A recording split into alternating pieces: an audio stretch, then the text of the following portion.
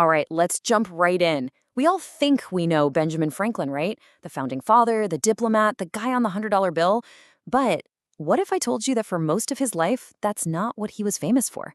Today, we're going to meet the man his contemporaries knew, Benjamin Franklin, the scientific superstar. I love this quote from the historian Carl Van Doren. He called Franklin a harmonious human multitude. I mean, what a perfect way to put it. It gets at the sheer scope of the man. He wasn't just one thing. He was a writer, an inventor, a statesman, a philosopher, all rolled into one incredible person. Yeah, that's the picture most of us have in our heads, isn't it? The wise old guy with the glasses signing the Declaration of Independence. But here's the kicker, the really fascinating part. All that political stuff, that was actually the last chapter of his life. It's not where his story begins. So let's pull back the curtain and meet the Franklin you probably don't know, the one whose reputation was forged not in the halls of government, but in a laboratory. Seriously, I am not exaggerating. Before he was an American revolutionary, Benjamin Franklin was a global celebrity, famous across Europe as one of the greatest scientific minds of his time. They called them natural philosophers back then, and he was at the absolute top of his game. And you don't have to take my word for it. Look at this. This is his actual certificate of election to the Royal Society in London.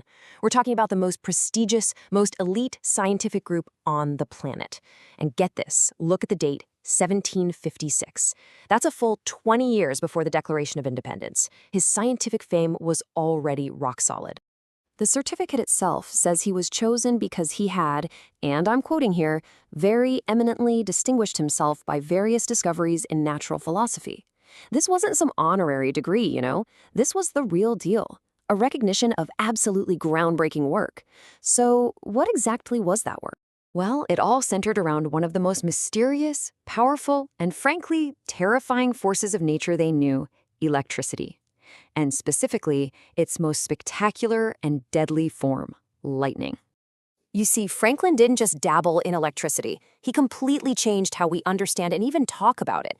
Before him, the thinking was that electricity was two different fluids, but Franklin had this breakthrough idea. What if it's just one fluid?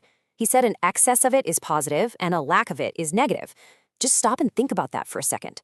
The words positive and negative charge that we use every single day, they come directly from Ben Franklin. And this new theory led him to ask a really bold, almost crazy question.